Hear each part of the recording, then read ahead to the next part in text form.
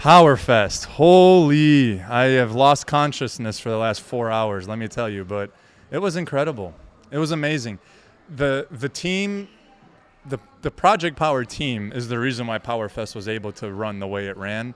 And then the incredible community that we have as like a customer base is the reason why no matter what we were going to put on, it was going to be great, because the people are just great people. And so when you have great people and they all come together, great things happen, regardless of where they are. So Powerfest was literally, it wasn't our 1 year anniversary. We opened 1 year ago today, but that's not what it was about. What it was about was, in this building have come together the most like-minded, high standard, loving, caring, principle-driven people I've ever met. And I wanted to give them all an opportunity to mingle amongst each other, just like people do on a regular basis inside the gym. I wanted them to come and showcase their businesses and showcase their talents and all that together. And that's what's made me so happy about how today turned out, is you could tell those interactions were so positive from the vendor side to the people coming in and enjoying the vendors. It was a great atmosphere. The energy was awesome. One message you have for the community that showed up? Thank you. I mean, there's nothing. I'm so beyond grateful. My team, the people that came in today, everyone that shared the posts on Instagram and Facebook, everyone who spoke highly of us to their friends and family. I am undyingly grateful. I couldn't be more thankful.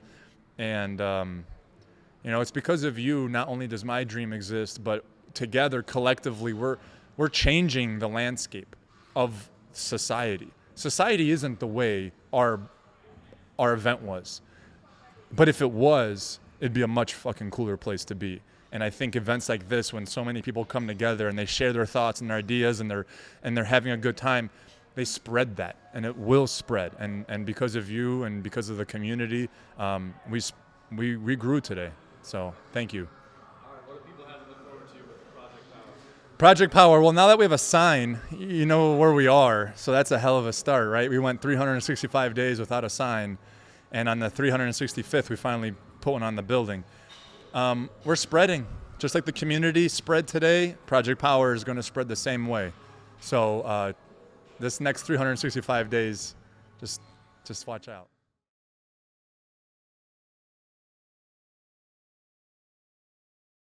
What's a goal you accomplished that the child version of you would have been surprised you completed? Well, I would say a goal of mine as a child was to always help people in some sense. I grew up thinking that I wanted to be a nurse. So I didn't go that route, but I went the other route and did personal training. So I still help people. So I still... The child you would have been surprised. 100%. I did not expect this to happen, but I love every second of it. That's fucking awesome. Yeah. Fuck yeah. Who is someone that inspires you now, but you may have overlooked when you were younger? Definitely my parents, I would say. Because I couldn't think well when I was younger. Like, being 17 now, I can realize, like, how much they do for me and how much effort they actually put in me. So I can, like, back them up and help them up now whenever I want. Do you feel a greater sense of satisfaction when you gain approval from people who are very similar to you or very different from you? I'd probably say I gain the most satisfaction from people that disagree with me, disagree with the way that I do things or something like that, and then I'm able to have them over, have a talk with them, put them through the things that I like to do. I'm specifically talking about training and training philosophies and things like that because that's my whole life. So when I have somebody who doubts the way that I do things and then I bring them into the gym, they never go anywhere else. So for me, that's definitely the most satisfying. What would add 1% more happiness to your life? Okay, what's the answer?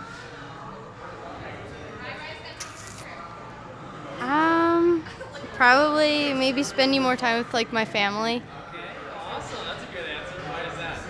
Because we have so much sports and we're not really like together as a family. We're always doing volleyball games or practice or something. What about you, Taylor? Being able to work out with my parents more. Yeah. 'Cause, like, I barely get to do it now, and like I usually do it like once a week, but I want to do it with them like every day.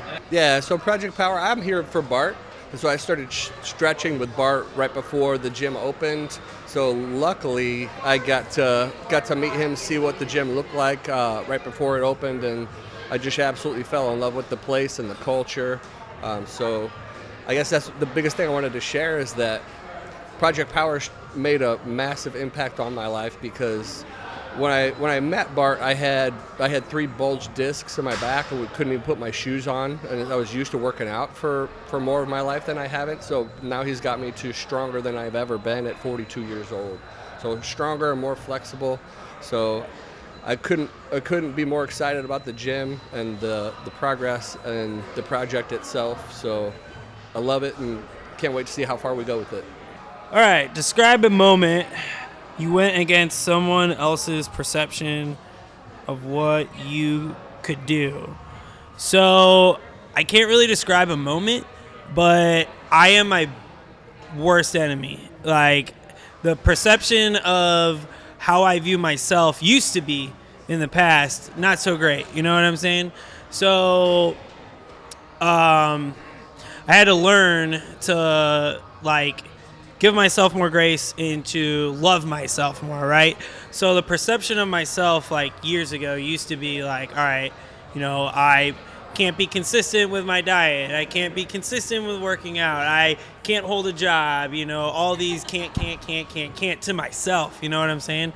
So I had to really take a deep dive and kind of course correct, you know, myself, and basically, you know, it's just like lifting weights, you know, like if you stop lifting weights for a while and you go back to lift, it's going to be harder and you got to get that rust out. It's the same thing with anything else, you know, so I just had to, you know, learn to love myself, go against the grain, and, you know, basically show myself that, you know, I can do the things that I strive, and I can achieve my goals, and, you know, I can motivate myself, and that took a lot of years of practice, but I'm like finally there, unless I think I am, but like, you know, yeah, I would say myself.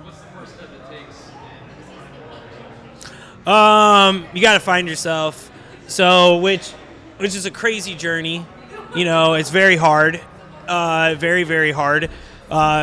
Sometimes, you know, bad things have to happen, you know, but yeah, you have to find yourself first, and then the moment that happens, which will just be the biggest light bulb moment in your life, you'll just know. You will know. And from there, it's like smooth sailing, you know. But like it takes a lot of looking inward, you know, as opposed to using your eyes and looking outward. You know what I'm saying? So yeah, I would say that's your first step.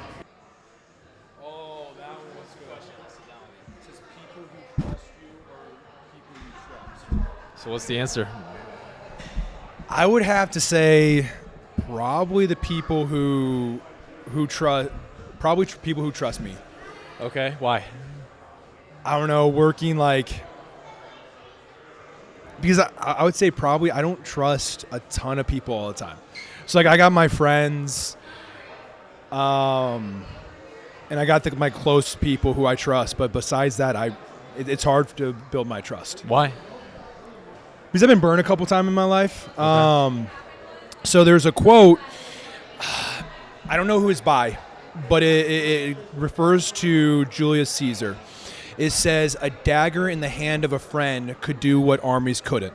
So I don't know if you know the story about Julius Caesar, but he was actually assassinated by his friend Brutus, right, with a knife. And armies tried to kill Julius Caesar, who they were like 10-1 on soldiers, right? And they couldn't do it. But Brutus with a dagger could. So it always like puts it in perspective. When you put trust in someone, you tell stuff that like to them that, you know, that matters. And they could, if they wanted to, could destroy you even if the world couldn't. Okay, so let me ask you this. Does having a barrier up to keep you from trusting people, does that serve you well or does that serve you poorly in life? I wouldn't say it's like a barrier to keep people out. I would say it's more of like a barrier to protect myself. Okay. Right? Again, struggle is the only thing that gives success its reward, right? So if I'm just giving you my trust right away, then in reality, there's no reward for you, right? If I just give myself to everyone, my trust here, then if you became my best friend, it doesn't mean anything because I trust her, I trust them. But if I make it hard for my trust, then there's that reward. Then our friendship is there. Does that make sense? The blood of the covenant is thicker than the water of the womb. You have to, Yeah.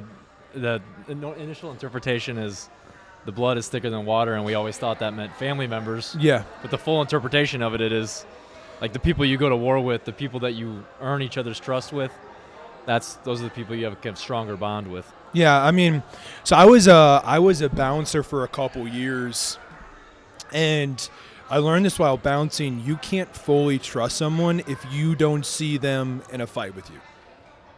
Like if you can't picture them in a fight with you, you're saying? Or? No, like Okay. if you can't picture, like if you're in a bar and some guy's jumping you and you don't think 100% your buddy comes out of the bathroom and he just sees you fighting, if he's not willing to just jump in. Oh, yeah. Like, if he's going to sit there and try to figure it out, no. Yep. Figuring it out after the fight. You figure if your buddy was right after the fight. But if he's not willing to jump in, you can't trust him. And, like, there's been situations where, like, coworkers I worked with at bouncing, they had a buddy who, when they were outnumbered in a fight, their buddies just stood there and watched him get his butt kicked. That's not a friend. No, that's not a friend. That's You can't trust that person. No, fuck no. Like, you better be swinging if your dog's swinging. Like, that's how it is. Figure out who's right after. Describe a time when someone else's voice or opinion dictated your actions. Ooh, that's a difficult one. Yeah, I know. Okay, what's your answer? Ooh. Well, recently I just did a bodybuilding show 2 weeks ago. So a lot of feedback from my trainer was basically I wasn't lean enough. I actually came in second at opening, so it was cool. Nice. But that was like basically an opinion that kind of dictated my actions. You know what I mean? So now I'm actually back in prep. I'm about to do another show April 27th. Okay. Yeah, it's just been driving me to go harder now. So. Yeah. What about an opinion, or what does the question say exactly? It said describe a time when someone Voice or else's opinion. voice What about a negative time where it kind of steered you in the wrong direction? Ooh. One of my friends, and he didn't mean no harm about it, but I was at a time about a couple years ago. I was trying to start a brand. It's called Mad Dad Hats. I actually started the company, but he was like, "Yeah, it's never gonna work, bro. It's so many people out here doing clothes and stuff like that. So like it'll never work." And that was like it totally hurt me because I'm like, "This is my friend. Why is he saying this?" You know. So. Yeah. But did you follow through with it, or did you? I actually followed through and I actually did it, and it actually went very well. I just didn't stick with it. Yeah. Yeah. Huh. Yeah. So his opinion really didn't matter. When I look back at it, his opinion actually really didn't matter because I got so many people supporting me, and then later on, like 6 months later, he was like, "Bro, it's really gonna work." You know what I mean? Like I support you and things like that, but he just didn't see the vision at first. Gotcha. Yeah. Is it okay? This is it. I'll ask one more question. Yeah. Is it your friend's duty to understand your vision, or when you're pushing your vision, is it their duty to support you even if they can't see the vision, or is it fair for them to question it if they can't? I feel like your friends should should question it, you know what I mean? But I feel like they should always, for me personally, if any of my friends, whatever they're doing, they love what they're doing, I'm going to always support them. Let's see. Question says, would you rather double the amount of emotional pain and pleasure you feel on a daily basis or cut both in half? Man, that's a really good question. I would say I would double because I'm a pretty happy guy. Okay. I don't let emotions get to me really. So, and coming in here, you work out and you're able to block a lot of that emotion out. So I'd probably double it. Double for it. sure. Yeah. To feel more pleasure and enjoyment out of life? Yeah, I think so. Just because I think that the pleasure outweighs the pain. You know, we all go through all the pain and stuff, but when you get a pleasurable moment, it seems to outweigh all that negative. Amazing. How about one more? Cool. Fair enough. Let's do another one. Cool. All right. What's that say? When did you feel most free as a child? Oh man, I grew up with 3 siblings, so free was not not one of those things. Honestly, just playing with friends, and we had a pretty good neighborhood growing up, so I was able to get out and play with friends every day, which was cool. What was not free about having siblings? I mean, you're always bickering and fighting, and you know, about different things, toys, who gets to watch TV, you know, stuff like that. So, you know, when you go out and play with friends, we played a lot of street hockey, so Oh, nice. pretty free moment. What makes you most free now? I just look back and see where I've came from, and you know, I feel free. We all work and, you know, got 9-to-5 jobs and stuff. So, but having the life that I do makes me feel free, makes me feel earned, and then you look at a lot of these other countries where, you know, stuff going on, and those people really they're not free, you know. They're living day to day for their life. So I would say we're pretty free here. Most people in this country. What do you think of people that say we aren't free here? To an extent, I'm pretty political, so I follow a lot that's going on. I look into a lot of stuff, and I would say in the past few years, you know, our freedoms are being compromised more than anything. But we are still a free country. Great. You know, just a little compromise. Beautiful. And what do you think of the gym? What do you think of Love Project it. Power? I've been with Bart since the beginning. Awesome. So I drew his logo actually. All right. Well, Yeah, oh, which cool. is pretty cool. Yeah. So I've known Bart for a while. I've seen it grow from nothing to all of this, and it's pretty amazing. What keeps you coming back? It's not even the people. It's Bart, and it's being part of something feels good. To know that you helped. You know, I may not work here, but to know that you helped build a community and a following, it's a pretty cool feeling. How often and what ways does fear show up in you? Dude, I think it's tough to say. I mean, I think fear's in all of us. It's just trying new things, getting yourself out there. That's where, like, I find the most fear in myself is just trying new things. Okay, let's say this: trying new things with people, trying new experiences. What physical experiences? What Right. fear? I mean, a little bit of everything. Like in the gym with physical, like that's a tough one. Just trying new workouts, try not to make a fool of yourself.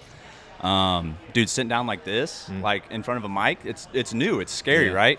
But I think growth comes in the form of uncomfortable, like when you're not comfortable and you're kind of going against the grain and what your body wants to do. Typically, if you're sensing that fear, you're in the right place. You're doing the right things. Okay, so how do you identify? Can you start to identify? Okay, I'm afraid I am moving in the right direction. Because let's say, you know, if someone's trying to kidnap you or something, you're like, okay, I'm maybe not moving in the right direction. I would say it's all comes down to common sense with that. Okay. Yeah, I mean, obviously, don't get kidnapped. Like, those are things that I think you kind of learn. But in terms of, like, when you set a goal and you're uncomfortable, taking those steps, dude, that's the fear you need to look for. That's the fear you need to overcome. Let's put one more. What's that say? What are you waiting to hear from someone close to you? Dude, I feel like a big thing for me is just hearing, like, from my dad or my mom, they're proud of me, you know? I dropped out of school. They were really sad about that. I just want to show them that I made the right decision. So I did the same thing, so I'm in the same boat as you. And what does their pride mean to you, or being proud of you? What is that? Well, dude, they're my biggest role models. That's who I try to model myself after. My dad's very successful. My mom is very successful. She's loving. I got big shoes to fill, so I just want to make sure that they know that I made the right decision. Okay, last question for you, Corey. Best thing your father ever taught you, best thing your mother ever taught you? Shoot. Oh, man. My dad, best thing he ever taught me was don't quit. Like, no matter how hard things get, like, dude, just don't quit. One foot in front of the other every single day. Wake up, put a smile on your face. You control your actions, your attitude, and your effort. He's like, control those 3 things. The rest will take care of itself. Stoicism. Yeah. Yeah. All right, and then what about your mother? Good old Fonda. What did Fonda teach me? Dude, she's the most caring person in the world. She taught me how to love. She taught me a lot of good things, man. But I'd say just like how to care for someone, how to make someone feel heard, how to feel loved. Would you rather increase the amount that people respect you or increase the amount they desire you? I feel like respect goes a long way, though. Like, it'll continue. So I definitely pick respect for that. Why do you pick respect? What makes you want people to respect? I mean, working hard, really. Like, I want them to respect me for that because I know I put in the work to be where I'm at right now. Name 3 people that believe in your dreams or goals the most. Ooh, I like that. First, I would say my wife, Kylie Lavecchio. Secondly, would be my parents. I would just say them as one. I'll put them as one. And then third, I would say my clients. I train a little over 100 elite hockey players here in St. Louis, from the NHL, AHL, European Pro, and college to juniors. And I have a really, really strong bond with all of my clients, and we go to battle every day in the off season. And so a lot of those guys I've had for years, some of them since they were 9 years old, some of them for 5 years, some of them for 8 years, some of them for 2 years. But I'd say that they believe in the way that I do things probably more than anybody else. How do you build that trust? It's earned every fucking day, bro.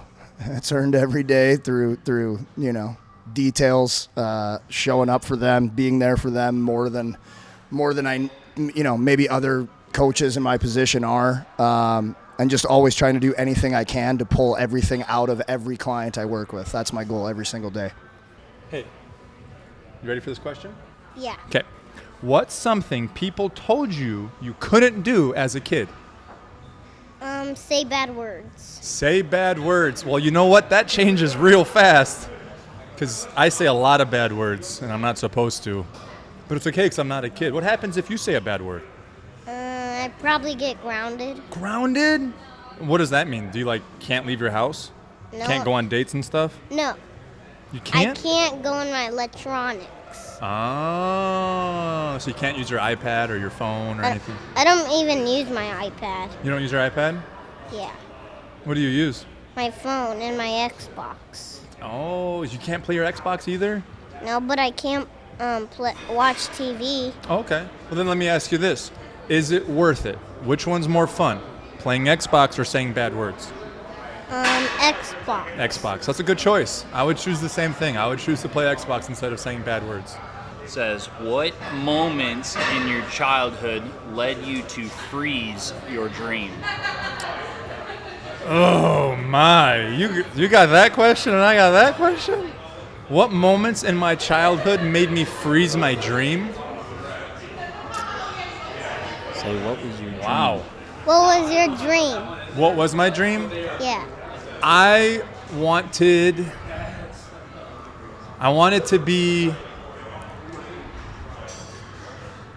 to own a gym when I was a kid. I wanted to work out in my own place and have a lot of people that were my friends work out with me. And when I was a little boy, I didn't like school very much, so I didn't get very good grades.